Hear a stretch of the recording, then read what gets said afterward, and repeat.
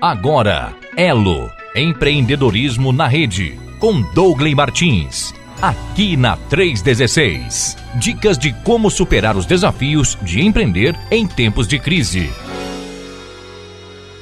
E hoje é terça-feira, e terça-feira é dia do nosso Movimento Elo ao vivo aqui na rede Empreendedorismo Conectado, meu irmão. Claro, e sempre no comando aqui com a gente, meu amigo Douglas Martins, que na semana passada esteve aqui junto com a gente, né? Esteve aqui ao vivo, passou o fim de semana todinho aqui em Brasília, né? Em várias palestras aqui em Brasília, e foi bênção demais. Eu tive a oportunidade de estar com ele na quinta-feira e foi top demais, hein, Douglas? Bom dia, querido, tudo bem? Muito bom dia, Welber. Prazer enorme, rapaz. Agora nos conhecemos pessoalmente. Pois é, rapaz. Que bênção. Privilégio ter passado esses dias aí em Brasília, ter conhecido tanta gente boa, né? O Senhor tem feito coisas maravilhosas, um movimento incrível pelo Brasil afora, e foi especial demais poder estar esses dias aí junto com tanta gente engajada, envolvida, disponível, né? Para olhar para esse ambiente do mundo do trabalho, com esse olhar que nós temos conversado aqui semanalmente. Muito bom, meu amigo, muito bom. Estamos aqui de volta, né? Maravilha. E na semana passada foi muito bacana. O Douglas, inclusive, deu aí alguns exemplos e falou até uma coisa que eu ainda não tinha parado pelo menos para contar, né? Mas o Douglas lá comentou que no site do Movimento Elo, né? movimentoelo.org.br, tem lá, são 102, não é isso, Douglas? 102 formas de você levar a tua empresa a glorificar a Deus, aí para o reino de Deus. Eu achei muito interessante isso, achei muito bacana.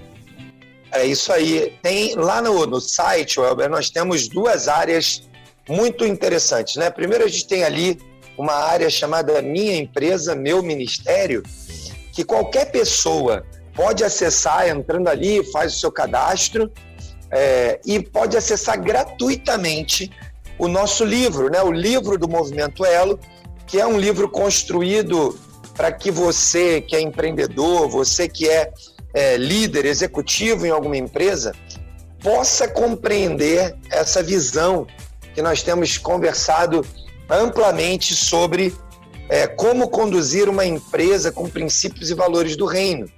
Então você pode fazer esse download, pode até imprimir se você quiser, leva nessas gráficas rápidas, e dá para fazer no formato de livro mesmo. Ele está preparado para, se você quiser imprimir no formato de um livreto, você vai poder imprimir ali. E dentro desse livro tem uma área chamada 102 ideias de ministérios para a sua empresa, que foi cedido para a gente colocar aí à disposição de toda a nossa audiência e de todo o pessoal envolvido com esse assunto de ministério no mundo do trabalho, pelo pessoal do C12, que é são parceiros incríveis, e eles nos deram então esse material. Você pode também fazer esse download ali, tem uma outra área dentro do site. Então, navegando ali pelo site, você vai encontrar muito conteúdo de altíssimo nível, sugestões de como você pode conduzir sua empresa como uma empresa do reino. E isso, Welber, tem tudo a ver com o nosso assunto de hoje. Pois é. Né? Nós vamos falar sobre a vida de aprendizagem, né? Tudo a ver. Legal, isso mesmo. Eu tenho certeza que todas aquelas pessoas que estavam ali na quinta-feira aprenderam e ficaram ali mexidas, né, com algumas histórias, alguns testemunhos que o Douglas contou ali de alguns empresários, né, que inclusive já testemunhando exatamente o que Deus está fazendo nas empresas deles através dessas formas aí, né, de você glorificar a Deus e tal. Eu achei muito bacana e tenho certeza que ali muita gente saiu impactado, sim, com os testemunhos, né? Mas, é isso mesmo. Bom, Welber, Vamos avançar? Vamos avançar, isso mesmo. É vida de aprendizagem, é exatamente isso que eu ia falar. Então, e foi aprendendo, né? Então, vamos para frente. Hoje nós vamos estar aqui falando sobre esse tema, vida de aprendizagem. Então, eu queria já que você mandasse bala na introdução aí. Muito bom. Vamos terminar essa parte aqui dos agradecimentos aí, agradecendo o pastor Fabrício, que nos recebeu maravilhosamente bem.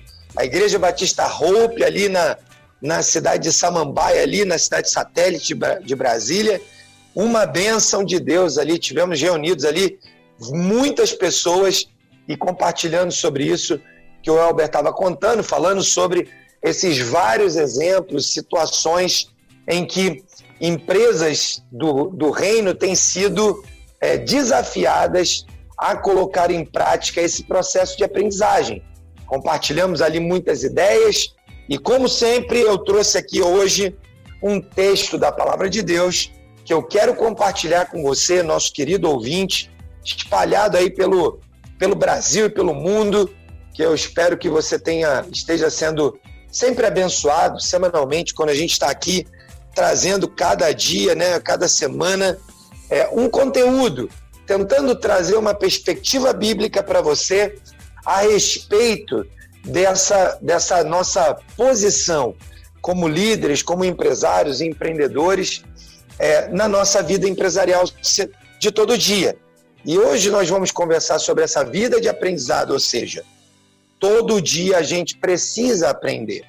E eu gosto muito da história de Pedro com Jesus, em contraponto com a história de Judas com Jesus, né?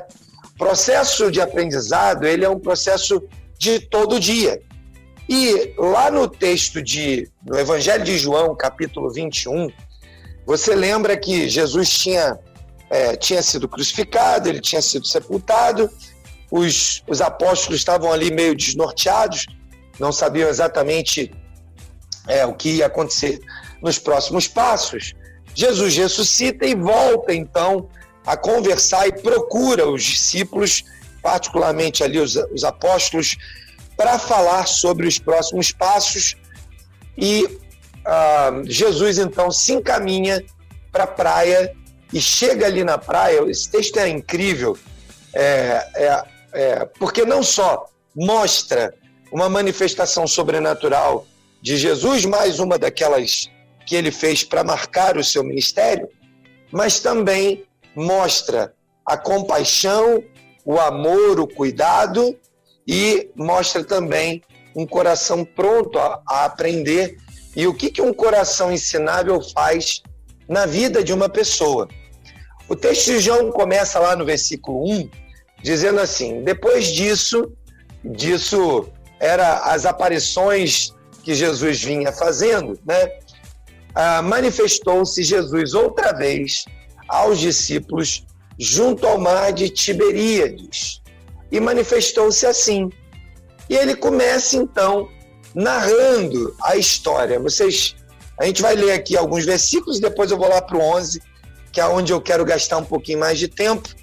Estavam reunidos Simão Pedro, Tomé, chamado Dídimo, Natanael, que era de Caná da Galileia, os filhos de Zebedeu e outros 2 dos seus discípulos. Eles estavam ali, vocês lembram que eles estavam meio desanimados, né? O Senhor, o líder, tinha sido crucificado, tinha morrido, e eles ainda não tinham muita clareza, muita direção. Ainda que Jesus já tivesse se manifestado, eles não tinham ainda clareza suficiente do que aquilo representava. Então Pedro, se você também se lembra, Pedro, quando foi chamado por Jesus, era um empresário, ele tinha uma atividade empresária que ele não largou. A prova disso é que quando nós chegamos aqui no capítulo 21, nós vamos ver Pedro voltando novamente para pescar, né? Ele diz ali no versículo 3, diz assim: disse-lhe Simão Pedro, vou pescar. Disseram-lhe eles, né, os outros, nós vamos contigo então. Foram e subiram logo para o barco, e naquela noite não pegaram nada. Ou seja, Pedro era pescador, tinha uma empresa familiar de pesca. Jesus chama ele para o ministério e ele vai exercer o seu ministério. Os negócios da família de pesca continuam acontecendo, tanto que 3 anos depois, Pedro ainda tem barcos, ou tem um barco que vai ali pescar, de modo que a gente tem um primeiro aprendizado aqui, talvez uma das grandes lições daquilo que nós temos compartilhado Brasil afora, trabalhando essa cosmovisão de que nós não precisamos largar os nossos negócios para cumprir o chamado e a vocação que Deus nos deu para o ministério no mundo do trabalho. Aqui sempre eu tenho reforçado isso. Você tem um chamado para o ministério da palavra em tempo integral, que bênção, vá para a faculdade teológica, vá para o seminário, aceite o desafio e vá se integrar a uma equipe de pastores na igreja local. Isso é uma bênção de Deus. É especial demais quando alguém percebe que o chamado e a vocação que ele recebeu é para servir na igreja local. Porém, há centenas de pessoas que serão chamadas e vocacionadas para continuar atuando no mundo do trabalho, com um ministério profícuo, abençoador, com tantas pessoas para pastorear e cuidar, mas que continuarão nas suas vidas no mundo do trabalho. E nós queremos estimular você que não tem um chamado específico para o ministério na igreja local ou para o campo missionário, que você reconheça o chamado e o ministério que Deus tem para você, que é tão específico quanto para qualquer outra pessoa, para que você exerça o seu ministério ali. Como Pedro voltou a pescar e foi viver a sua vida e continuou a sua agenda de trabalho, e estava ali buscando, novamente a direção de Deus, aquilo que Deus queria para a sua vida, e ele vai para a sua rotina. E é na sua rotina que Jesus se manifesta e faz um convite especial para Pedro. Se a gente continuar lendo ali no capítulo 21, a gente vai ver a experiência de Jesus chegando até a praia, Jesus verificando se tem alguma coisa para comer, eles respondendo, não temos nada. E aí então Jesus fala, lança a rede do outro lado. Você lançou do lado esquerdo? Lança do lado direito. Eu tenho uma experiência incrível de aprendizado para vocês. Eles lançaram as redes, a rede estava tão cheia, tinha muitos peixes, ao ponto de que eles quase não podiam recolher as redes. Então, lá no versículo 7 diz assim, então, aquele discípulo a quem Jesus amava, então, provavelmente João, disse a Pedro, é o Senhor. E quando Simão Pedro ouviu que era o Senhor, pegou a túnica, porque eles iam para dentro do mar para pescar, tiravam a roupa, porque se caísse no mar, não ficava ali todo molhado, e com dificuldades de nadar, e também para não se molhar e ter a sua roupa preservada. Então ele estava nu, vestiu a roupa, pulou no mar, estava próximo ali da areia, e foi ao encontro de Jesus. Enquanto isso, os outros discípulos traziam a rede, os outros pescadores traziam a rede para até a beirada. Lá no versículo 9, eles descem até a areia, Vem ali, Jesus já tinha peixe e pão na brasa. Mas se você se lembra, um pouquinho antes aqui, Jesus pergunta para eles, vocês têm algum peixe? E a resposta é não temos nada, não pegamos nada. Jesus manda eles testarem do outro lado, eles voltam lá para testar. Quando voltam para a areia, Jesus então, de novo, em mais um milagre, tem pães e peixes ali, Na minha interpretação, na minha forma de olhar para o texto, é uma espécie de reanúncio, né? Ou de revisitar a experiência que eles tiveram lá no campo, aonde Jesus multiplica os pães e os peixes e alimenta a multidão. Jesus, mais uma vez, mostra ali o poder e a autoridade que ele tem sobre as coisas e chama, então, os discípulos para comer. Eles veem aquilo que está ali, Jesus manda eles terminarem o trabalho, Jesus respeita a atividade de trabalho que eles estavam fazendo. Versículo 10 diz assim: disse-lhe Jesus, trazei dos peixes que agora apanhastes. Eles trouxeram a rede para a areia, colheram os peixes, escolheram alguns, e além daqueles que Jesus tinha ali na brasa, eles levaram outros para poder assar e se alimentarem todos eles. Pedro, então, ajuda lá a terminar o trabalho, puxa a rede, são 153 grandes peixes, mas ainda assim a rede não se rompe, ou seja, Jesus providenciou para que não só eles vivessem uma experiência incrível de trabalho, vivessem uma experiência milagrosa no seu trabalho, vivessem uma experiência de milagre, de ferramenta de trabalho, para poder dar um ensinamento incrível para eles. Mas não antes de se alimentar. Jesus estava ali, então, com tantos aprendizados, né? Obediência, porque se Deus falou, pesca do outro lado, você deve obedecer, porque fazendo isso você vai se deparar com a bênção. Jesus chama e eles ouvem, o aprendizado de ouvir a voz do pastor, o bom pastor. Outro aprendizado de concluam o trabalho, tragam os peixes, recolham a rede, armazenem os peixes, tirem alguns e venham aqui. Outro aprendizado, se alimentem, né? Retomem as forças, vamos bater um papo e começa então ali uma conversa pessoal, né? Versículo 11, ao nosso alvo, Simão Pedro subiu, puxou a rede da terra cheia de 153 grandes peixes, sendo tantos, não se rompeu a rede. Disse-lhe Jesus, vinde, comei. 13, chegou, pois Jesus tomou o pão, deu-lhes e semelhantemente o peixe. 14, já era a terceira vez que Jesus se manifestava aos seus discípulos depois de ter ressuscitado dentre os mortos.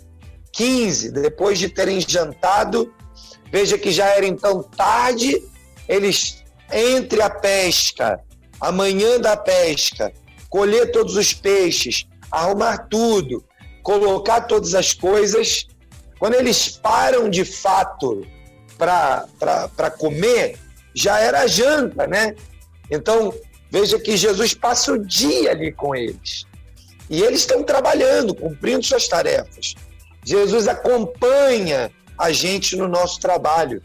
Jesus não precisa que a gente largue tudo e depois vá fazer o trabalho. Não, ele acompanha a gente enquanto a gente trabalha. Lá então se reúnem, jantam e depois da janta, Jesus disse a Simão Pedro, Simão, você me ama mais do que estes? Ele respondeu, sim, Senhor, tu sabes que eu te amo. E aí então Jesus disse para ele, olha, apacenta os meus cordeiros. Jesus mais uma vez volta a dizer para Pedro, né? Simão, filho de Jonas, você me ama? Disse-lhe, sim, Senhor, tu sabes que eu te amo. E aí Jesus disse para ele, apacenta as minhas ovelhas. Ele começa com os cordeirinhos, aqueles mais novinhos, depois ele vai para as ovelhas. E aí disse Jesus a terceira vez, Simão, filho de Jonas, amas-me? Simão entristeceu-se por ele ter dito pela terceira vez, você me ama. E disse-lhe, Senhor, tu sabes tudo, tu sabes que eu te amo. Jesus disse para ele, apacenta as minhas ovelhas. Essa história das 3 vezes está conectada, diretamente conectada à história do galo, né? Jesus fala, Pedro, lembra que Pedro fala, não, se o senhor, para onde o senhor for eu vou, se precisar morrer eu morro.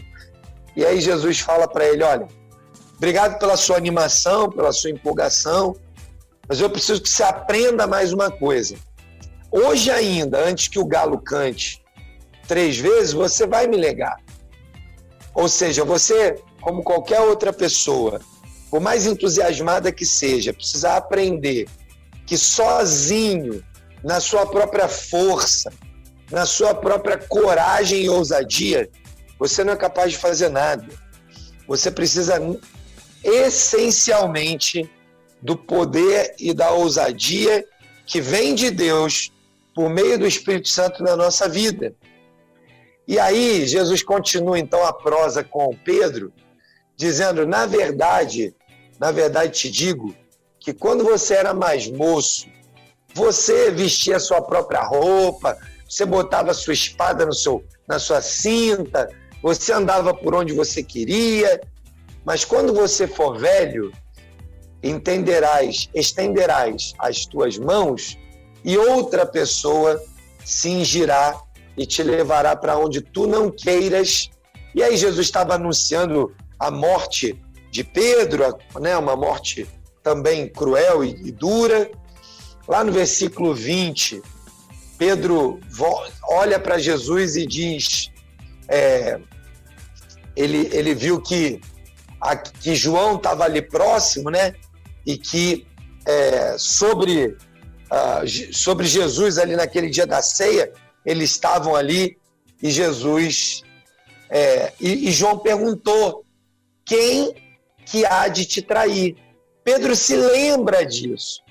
Pedro se lembra e lembra desse episódio lá na ceia, que acontece um pouco antes.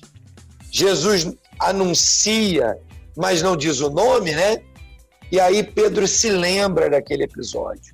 Eu imagino que na mente de Pedro passou o episódio de Judas, que apesar de ter tido a oportunidade de voltar e se reconciliar, e de ter aprendido com Jesus que arrependimento é a raiz de tudo, é a essência da forma como nós devemos viver, ele, mesmo assim, mesmo tendo convido ali, escolhe tomar o seu próprio caminho, tomar a sua própria decisão e faz ali, então, aquele ato de suicídio, né? Cometendo suicídio, perdendo ali, então, a oportunidade de conviver com Jesus ali por muito mais tempo e restaurado, transformado. Pedro olha para isso, né? E fala, né, com Jesus a respeito desse episódio. E aí Jesus responde para Pedro, se eu quero que ele fique até que eu venha, que te importa a ti? Segue-me tu, ou seja, Pedro, não se preocupa com os outros, se preocupa com você. Aprenda você, use essa oportunidade para crescer você, aprenda tudo que você pode aprender, porque você vai precisar usar isso todos os dias. E não esqueça que se você não aprender, você vai cair de novo na mesma armadilha. E o texto termina dizendo, esse é o discípulo que testifica destas coisas e as escreveu, e sabemos que o seu testemunho é verdadeiro. Ele está falando do próprio João, né? Há, porém, ainda muitas outras coisas que Jesus fez, e o texto termina, é o último capítulo de João, e ele continua, né, deixando ali em aberto, né, entre aspas, o fato de Jesus ter feito muito mais do que conseguimos relatar nos próprios livros. Mas voltando aqui para a nossa história com Pedro, Pedro, então, tem uma tremenda oportunidade de desenvolver aprendizado. E um aprendizado que fará uma diferença brutal para o restante da vida, para o ministério e para aquilo que Pedro representou para a igreja e para aquilo que Pedro representou para a vida daqueles que cercavam ele, em contradição com aquilo que aconteceu com a vida de Judas. O versículo que chama muito a minha atenção, né, é o versículo, começa ali no versículo 15, quando Jesus começa no 15, 16, 17 a confrontar, né, Pedro usando palavras no originais que traduzidas para o português parece a mesma coisa, mas não é. Jesus começa a dar ênfase naquele tipo de amor, né? Começa perguntando se Pedro ama, mas no fundo, Jesus está perguntando: Pedro, você me ama mais do que essas pessoas que estão aqui, do que você se relaciona com elas e tudo mais?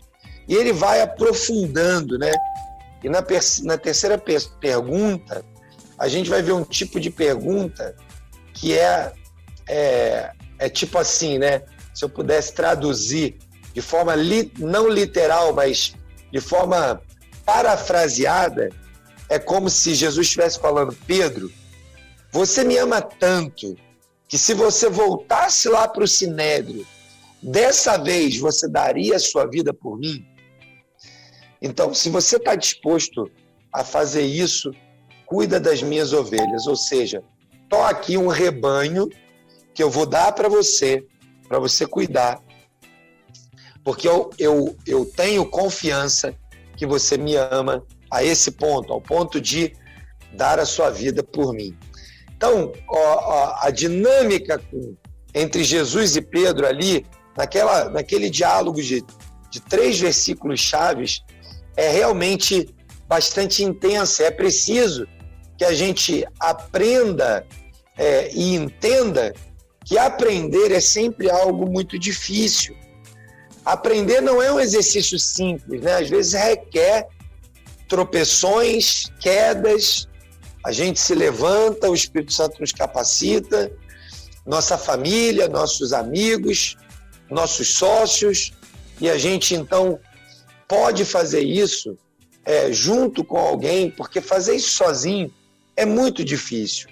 Quando a gente olha para Pedro, né, para a situação em que Pedro nega conhecer Jesus, ali uns dias antes ele faz isso, né, 3 vezes nega. Mas quando ele se lembra do que Jesus havia dito, e o galo canta, né, aquele som, aquele cacarejo do galo, foi como se uma espada tivesse perfurado o coração de Pedro. Eu posso imaginar a dor de Pedro quando ele conecta o fato com o dito. O arrependimento em Pedro gerou aprendizado e por isso, quando Pedro ouviu o que João disse, é o Senhor, lembra aqueles versículos iniciais? Quando João diz, é o Senhor, Pedro pega a roupa ali, pula no mar e vai correndo se encontrar com Jesus, certamente para dizer, olha, me perdoe, eu fui realmente incapaz de sustentar e de suportar aquela pressão. Eu acho que ninguém pode negar, Welber, que nas organizações a gente vive isso muitas vezes. Os nossos times precisam aprender diariamente, porque a rede vazia, né, precisa ser lançada, por exemplo, lançada do outro lado do barco. E eles precisam ser capazes de ouvir uma instrução, uma direção e terem aprendido o suficiente ao ponto de confiar uns nos outros e na sua liderança de que vale a pena acreditar e lançar a rede do outro lado. Só que para isso a gente precisa ouvir a voz do treinador, a voz do líder, a voz do CEO, do presidente, do executivo, seja ele quem for. E porque a gente está tão integrado e porque há uma comunhão tão forte com esse líder, que a gente ouve aquilo que vem como instrução com bons ouvidos. O time aprendeu que a voz do treinador, né, é aquela a qual ele tem que obedecer. Na nossa empresa, a gente também pode ter uma pesca maravilhosa. Quando você, que é o líder, aprende a ouvir a voz de Deus e escutar a direção de Deus, gerando aprendizado e crescimento, e, consequentemente, você vai poder lançar as redes no lugar certo. Então, meu conselho, e eu encerro aqui essa nossa introdução, né? Vamos ouvir as perguntas dos nossos amigos ouvintes, dizendo, Elber, é importante demais aprender a ouvir a voz do líder. Maravilha. São 10 horas e 41 minutos em Brasília. Só para deixar registrado aqui também, Dongley, inclusive já tinha algumas pessoas já na expectativa, né, aqui perguntando, e aí, vai ter um momento empresarial hoje? Então tá acontecendo. Legal. Vamos à primeira pergunta então de hoje, Dongley. Tá dizendo, a primeira pergunta que chegou para nós aqui é o seguinte: por que alguns empresários têm tanta resistência a aprender coisas novas? Quando o maior perigo de não aprender coisas novas ou melhor, Qual o maior perigo de não aprender coisas novas para o seu negócio? Essas são as duas perguntinhas aí, e as primeiras de hoje. Legal, muito legal, Elber. Acho essa pergunta muito sábia. No fundo, eu acho que tem duas vertentes que eu considero principais, né? A resistência a aprender, ela pode vir em uma certa medida pela minha incapacidade de acreditar que eu preciso aprender. Então, eu creio que essa é a pior postura que alguém poderia ter, seja ela empresária ou não, mas um empresário, o executivo, principalmente, ele precisa muito de uma postura de um coração disposto a aprender sempre. Se ele não está disposto a aprender sempre, ele vai ficar tão defasado da realidade dos fatos que ele naturalmente vai pôr a sua empresa em perigo. Mas se ele tem esse tipo de coração, que nunca está disposto a aprender, é óbvio, né? É muito natural que ele vá sofrer e ter muita dificuldade. Então, eu diria que esse é o primeiro grupo, aqueles que acham que sabem tanto e sabem tudo, que serão capazes de dizer para si mesmo, eu não preciso aprender. Tem um outro grupo que quer aprender, mas muitas vezes não tem acesso ao processo de aprendizado. Por quê?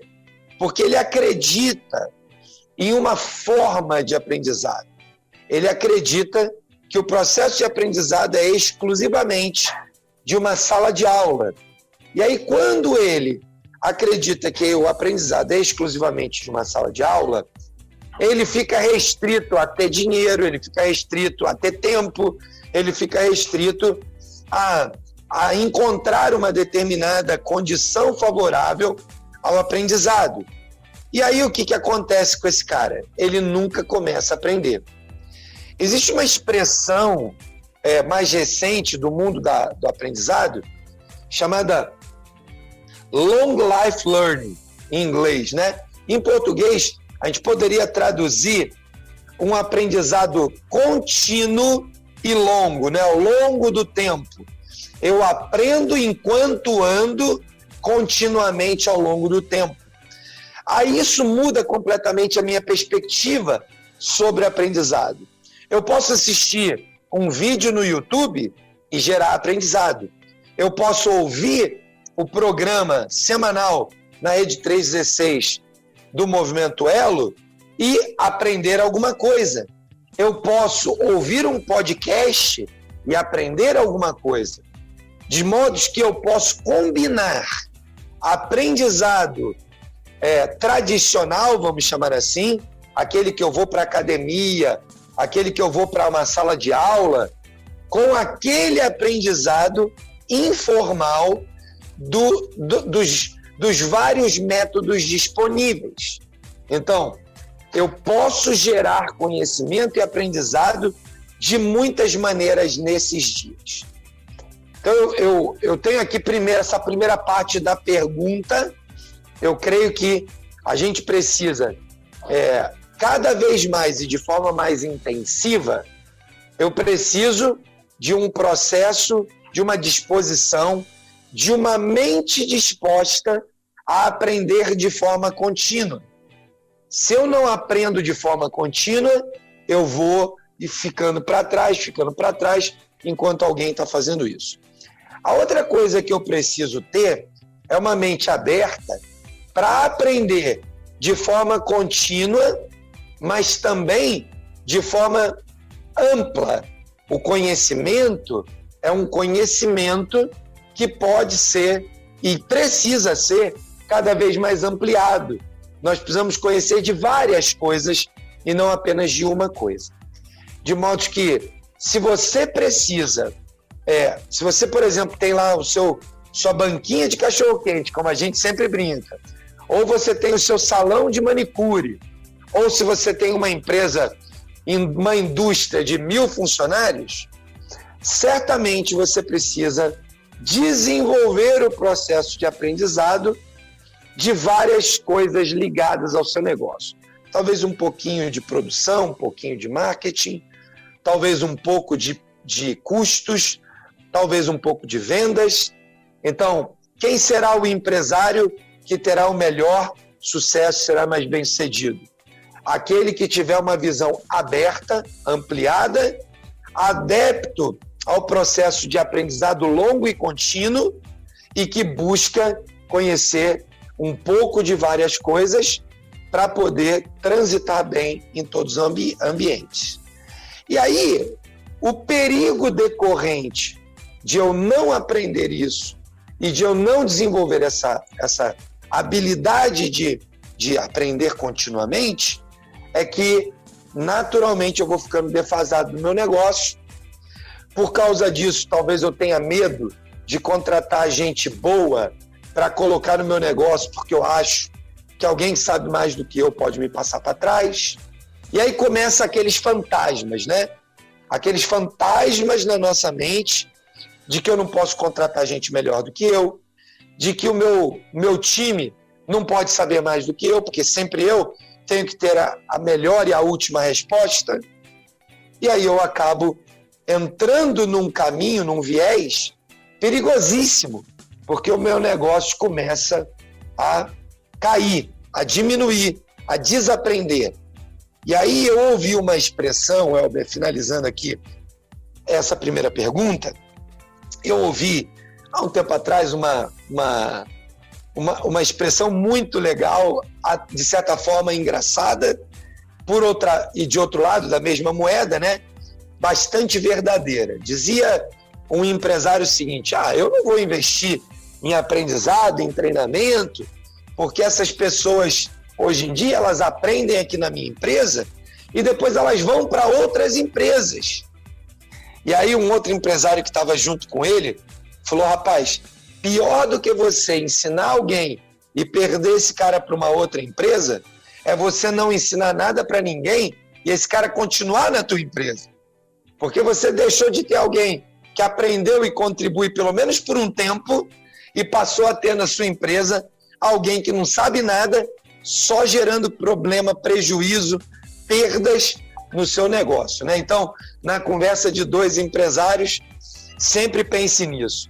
Se você investe em treinamento e alguém vai embora, é melhor você viver essa experiência do que você ter alguém que você não investe, não treina, não cresce e ela ficar na sua empresa por muito tempo.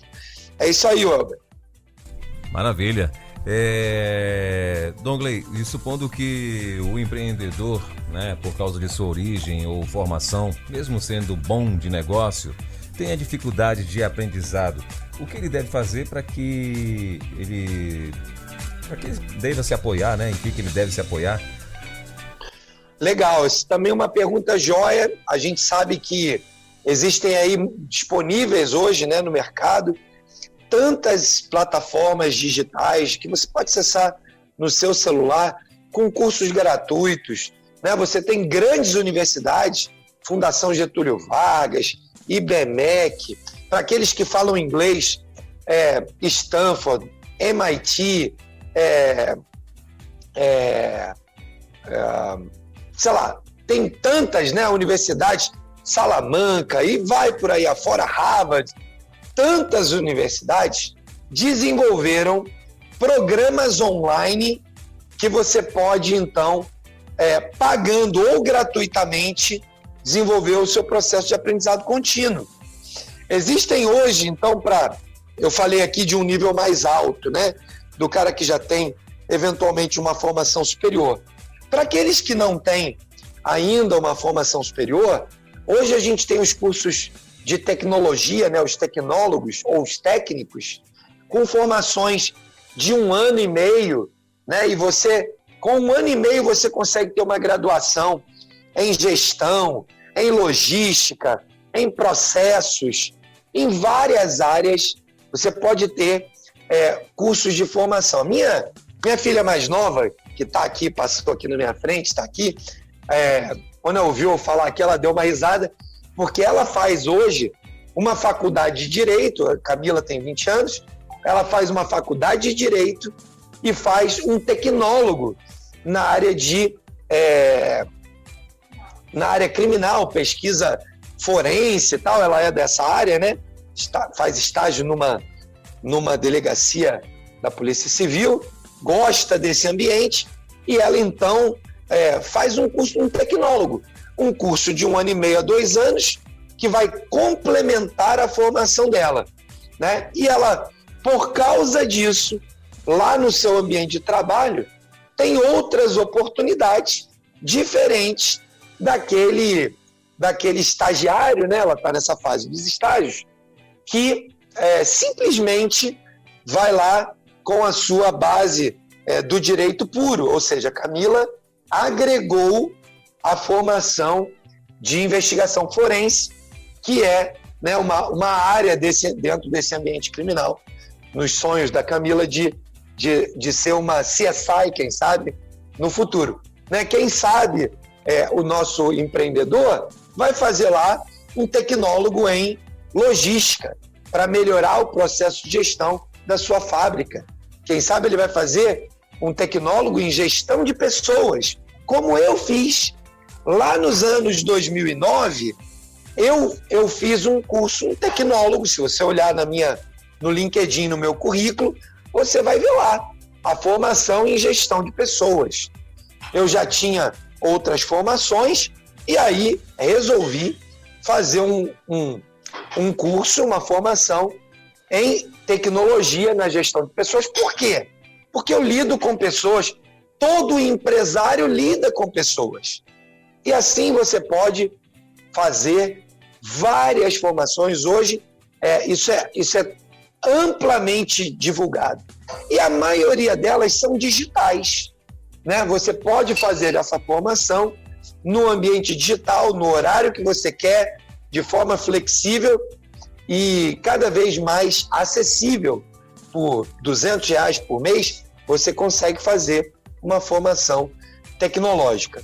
E aí, descendo ainda mais no patamar das formações, você tem um curso técnico.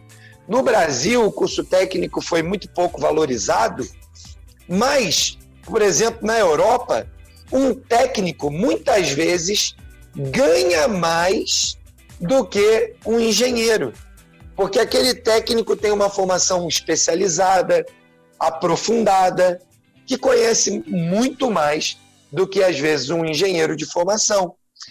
De modo que há tantas oportunidades, ele pode se apoiar.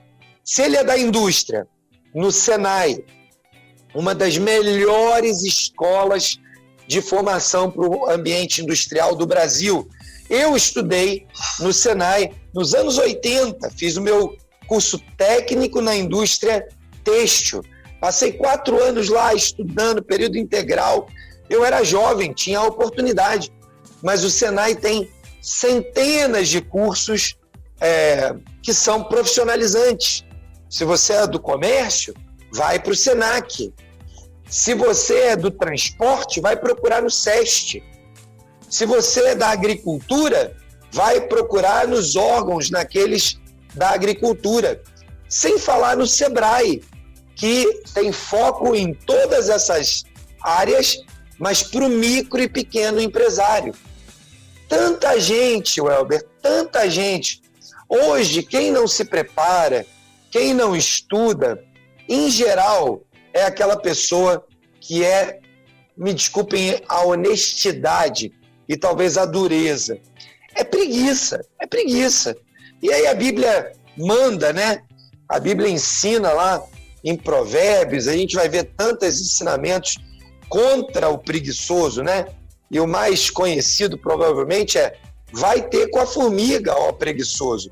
Veja como é que ela trabalha no inverno, no verão, para ter provimento, para ter provisão, para ter recursos, para ter alimento no inverno. Então, né, aqui fica aí a nossa dica. Tantas e tantas e tantas. O Brasil de hoje é o Brasil da capacitação e ninguém, mas ninguém tem direito de se esconder atrás de uma desculpa de que não sabe por quê, não sabe fazer, não sabe como. Mesmo que você more em um lugar muito longínquo, se você nos ouve aqui, significa que você tem internet. Se você tem internet, você tem acesso a tudo isso e muito mais. Maravilha. Bom, são 10 horas e 57 minutos, 10 e 57 em Brasília. E tem aqui mais uma pergunta aqui, Dongley. Qual a importância de mesclar os conhecimentos adquiridos com a vida, no caso de funcionários mais experientes com o conhecimento acadêmico, e evitar conflitos dentro da empresa? Também excelente, Welber, muito boa. Assim, vamos lá. Às vezes a gente vê nas organizações, especialmente aquelas maiores, que tem várias camadas, né? A estrutura organizacional, ela tem camadas de responsabilidade, que nós chamamos de organograma, né? As camadas de responsabilidade, em geral, são conhecidas como as áreas operacionais, ou seja, onde as coisas se operacionalizam. Você tem a camada tática, onde as pessoas pensam em qual é a tática, a estratégia, né, que você vai usar ali, a combinação da tática e da estratégia, para que a gente possa colocar em prática, né, lá nas operações. E você tem a camada que a gente chamaria de camada estratégica, onde as pessoas pensam o longo prazo, pensam em estratégias de ocupação de mercado, pensam em estratégias de expansão. Ou seja, na nossa organização empresarial, seja aquela de uma única pessoa, que precisa ser, ao mesmo tempo, estratégico, tático e operacional. Então, não é porque sou eu sozinho cuidando do meu negócio, que eu vou desprezar alguma dessas categorias, né? Eu preciso executar, eu preciso pensar na tática e eu preciso gastar tempo pensando na estratégia. Ou seja, naquela organização que tem lá um CEO, que tem lá diretores, que tem gerentes, que tem supervisores, analistas, que tem uma estrutura organizacional maior, seja em cada uma delas, a gente precisa mesclar o que a gente chama de conhecimento adquirido com a vida. Nas empresas, a gente chama de experiência prática. Ou seja, eu fiz aquilo várias vezes, eu já repeti aquilo em outros lugares e eu desenvolvi uma experiência prática. Essa experiência prática, ela é extremamente útil e importante para aqueles teóricos, né? Às vezes um jovem com 25 anos, saindo da faculdade, Minha filha mais velha, a Rebeca, tem 24 anos, está concluindo esse ano o curso de contabilidade, e ela tem um monte de conhecimento teórico, né?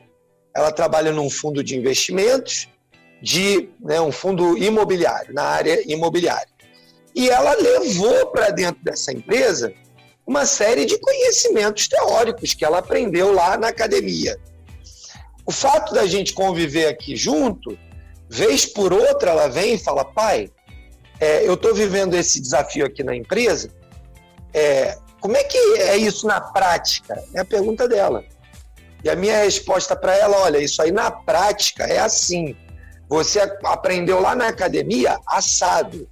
Junte agora o que você aprendeu na academia com essas histórias práticas e veja se não fica mais fácil para você realizar. E aí ela sai feliz. Por quê? Porque pôde aprender na prática e colocar a teoria em prática. Isso é a mesma coisa nas empresas, né? Ela, obviamente, lá na empresa onde ela trabalha, ela tem um líder. Esse líder também está transmitindo para ela as experiências que ele tem. Eles estão sentando e conversando os dois sobre questões teóricas que os dois aprenderam ao longo da sua jornada. E essa combinação, ela é uma combinação perfeita.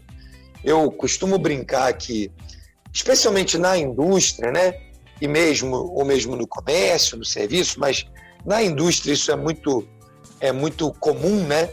Você tem, às vezes, uma pessoa mais idosa, que não teve tantas oportunidades de estudar, que não é tão conectada no mundo digital como os mais jovens, né?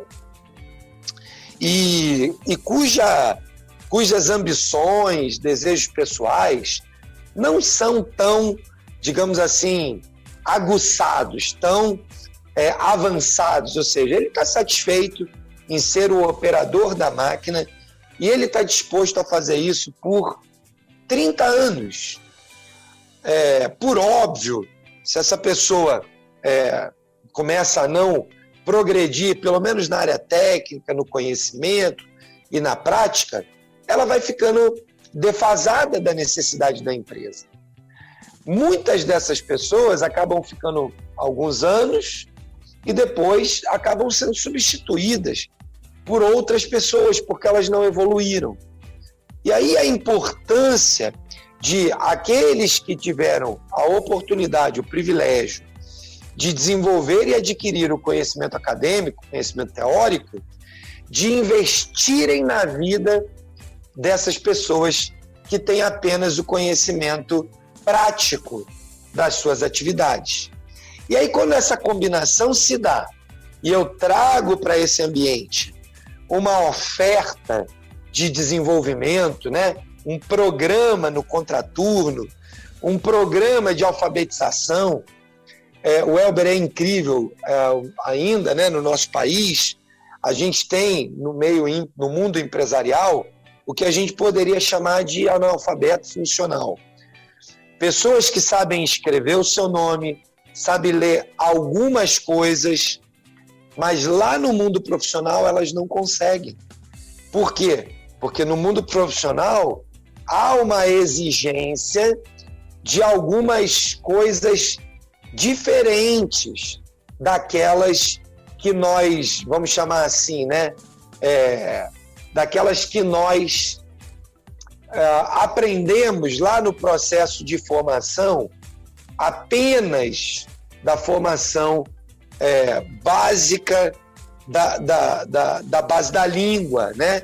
Aquele que foi alfabetizado para especificamente escrever seu nome e ler algumas poucas coisas.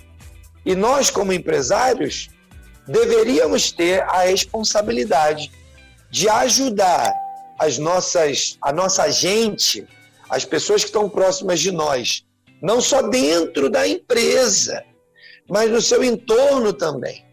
Então, se no seu entorno há pessoas que precisam ser melhor preparadas, que podem receber um conteúdo, você como empresa pode fazer isso também. O que vai acontecer com isso? Você vai elevar o nível de preparação e conhecimento da sua gente. Essas pessoas vão conseguir entregar melhor o seu trabalho, vão aumentar a produtividade. Aumentando a produtividade, você tem condições de crescer e, crescendo, fazer um melhor resultado. Com esse melhor resultado, você separa uma parte, reinveste no desenvolvimento das pessoas. Qual é a consequência disso? A nossa empresa cresce e é melhor. Quando ela cresce e é melhor, o que acontece? Ela continua crescendo e melhorando. Agora, se a sua empresa não investe em pessoas, se você não desenvolve nas pessoas esse desejo pelo aprendizado, e elas estão ali estagnadas a vida toda, o que acontece é que você não pode comprar uma máquina nova, porque as pessoas não estão capacitadas, preparadas para se desenvolver e, consequentemente, aprender algo sobre uma máquina nova. Percebe como a falta de aprendizado ela gera uma estagnação na vida empresarial? Se nós, como líderes, não buscamos esse processo, não sonhamos com isso, não pensamos nisso e não investimos nisso, a consequência é que nós estamos piorando a nossa organização, a nossa empresa, dia após dia após dia. E aí, nós vamos indo aqui para o nosso final, né? E já fazendo o spoiler da próxima semana, nós vamos trabalhar um pouco sobre a organização do aprendizado. Então, nós vamos continuar semana que vem falando sobre isso. Como é que eu organizo, então, isso na minha empresa? Porque é fácil, né? Talvez alguém esteja pensando aí. É fácil o Dongley falar que precisa de aprendizado, precisa. Mas como é que eu organizo isso? Como é que eu me preparo? Já dei um pouquinho de spoiler aqui, né? Tantas organizações, empresas, instituições de classe que nos organizam, que nos ajudam a organizar isso. Mas na próxima semana nós vamos poder nos aprofundar um pouquinho mais sobre isso, sobre, né, a possibilidade de organizarmos internamente um processo, um projeto de organização na nossa empresa para o aprendizado contínuo. E aí, Weber, eu vou terminando aqui, né, de compartilhar essa terceira pergunta, não sei se tem mais alguma pergunta aí, mas dizendo que os conflitos que acontecem dentro das organizações, em geral, eles são conflitos de ego e não de aprendizagem. Porque a aprendizagem é um lugar de colaboração. As pessoas que estão dispostas a aprender umas com as outras geram um ambiente colaborativo. E o ambiente colaborativo gera o quê? Gera crescimento. Normalmente, o que eu tenho visto por aí afora, Brasil afora, é que quando eu tenho uma guerra de egos, é isso mesmo que você está ouvindo. É o cara que, porque estudou um pouco mais, acha que sabe mais do que aquele que não teve a oportunidade de estudar, mas aprendeu na prática. É aquele que estudou competindo com um colega do lado que também estudou. E ao invés de ser uma agenda de colaboração, uma agenda de aprendizado contínuo e colaborativo, é uma agenda do cada um por si. E se é cada um por si, aquele dito popular, infelizmente, é mentira. Cada um por si e Deus por todos não combina, porque Deus é o Deus de bênção, Ele não é o Deus de puxar tapete de ninguém. Então, se você quer Deus por todos, comece a pensar em vida de colaboração, onde você colabora com alguém e certamente nesse lugar onde há colaboração, você vai ver Deus agindo. No lugar onde há disputa, guerra, divisões, com certeza não espere que Deus esteja ali manifestando graça. O que você pode é se arrepender, transformar e criar um ambiente super favorável para que Deus se manifeste no meio desse ambiente e faça algo extraordinário através da vida de cada um de vocês. É isso, meu amigo. Maravilha. Dongley, antes de a gente encerrar aqui rapidinho, tem um ouvinte, nosso querido Carlos Barreto, que está lá em Nilópolis, no Rio de Janeiro. Ele está perguntando o seguinte: como podemos inserir a igreja na formação e capacitação das pessoas? Inclusive está pedindo exemplo. Se você puder responder rapidinho para ele aí. Fantástico, muito boa pergunta. Aí, Carlos, um abraço aí para você e para a turma de Nilópolis. Eu sou do Rio, conheço bem a região. Meu avô morava em Morro Agudo, um pouco depois aí de Nova Iguaçu. Então passei muito por aí por Nilópolis. Bom, vamos lá. A igreja, ela é uma fonte geradora de conhecimento. Eu vou dar um exemplo da minha igreja, então, para dar esse exemplo para você. Nós temos na nossa igreja uma ONG chamada ABC Vida. A ABC Vida, ela desenvolve trabalhos e projetos na área de educação. Ela hoje, o maior programa que ela tem, lida com o jovem aprendiz, aquele que vai para o primeiro emprego.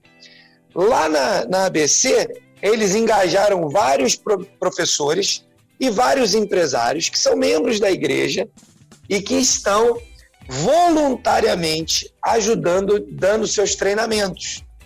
Naquelas áreas em que eles não conseguem os voluntários, então eles contratam professores para dar aulas ali. Essa ONG já treinou milhares de jovens para o seu primeiro emprego. Ela tem um convênio com as empresas e ela treina o jovem e encaminha ele para as empresas. Eu vou te dar um outro exemplo aqui de Curitiba também. A PIB de Curitiba tem um movimento chamado Levanta, onde ela entrevista empresários e ela disponibiliza isso lá no site deles.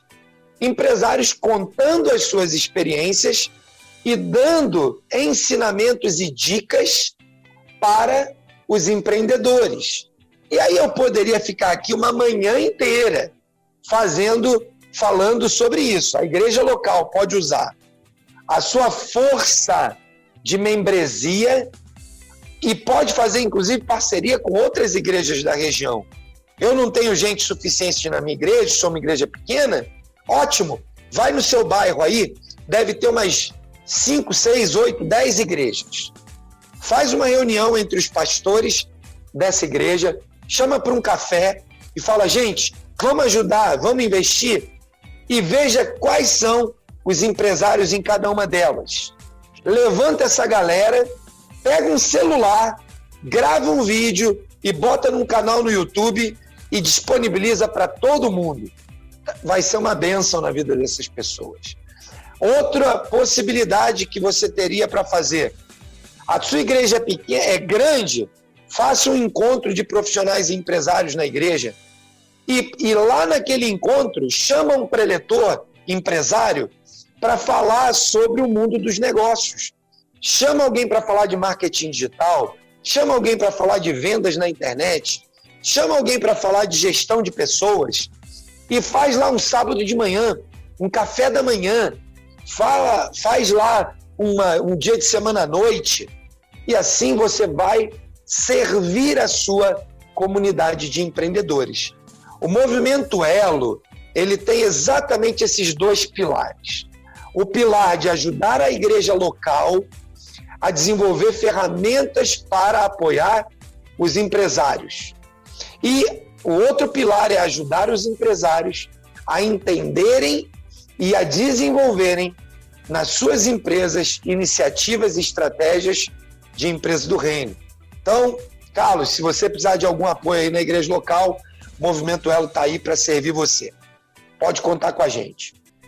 Maravilha. Então tá aí, meu amigo Carlos Barreto, diretamente lá de Nilópolis também, tá? Acredito que Dongley deve ter respondido aí. Carlos, acessa lá, movimentoelo.org.br. Tenho certeza que vai ser bênção demais para você. E aproveita, o Dongley já deu a dica também. A primeira igreja batista, é a PIB, né, Dongley, lá de Curitiba, né? Isso, PIB de Curitiba. Maravilha, então é só acessar também o site da PIB lá de Curitiba e tenho certeza que vai ser bênção. Valeu, Carlos, obrigado, querido. Dongley, então, semana que vem, o assunto que a gente vai estar tratando, você já até adiantou alguma coisa aí? Isso, vamos trabalhar sobre a organização desse aprendizado. Maravilha. Vamos buscar, né, como é que a gente pode organizar isso e a gente vem aí com mais dicas como essa que a gente passou para o Carlos. Maravilha. Então é isso. Tem mais alguma coisa, Dongley? Gostaria de acrescentar aí? Então, só mandar um abraço para toda a nossa audiência, né? Dizer que tem sido um prazer enorme a gente estar junto.